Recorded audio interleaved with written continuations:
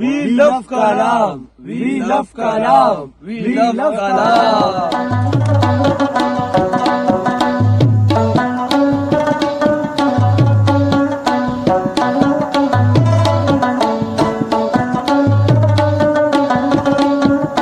अस्सलाम वालेकुम। इस वक्त हम हिल टॉप की चोटी पर बैठे हुए हैं और हमारे पीछे जो आपको ये बर्फ़ का पहाड़ नज़र आ रहा है, ये तकरीबन इस वक्त 6 से 7 फीट बर्फ़ पड़ी है पीछे जो नज़र आ रही है।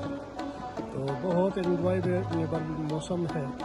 तमाम दोस्तों को मेरी आवाज़ पड़ती है तो मैं उनको कहूँगा कि आप ज़रूर कलाम आएँ और यहाँ पे मौसम को एंजॉय करें।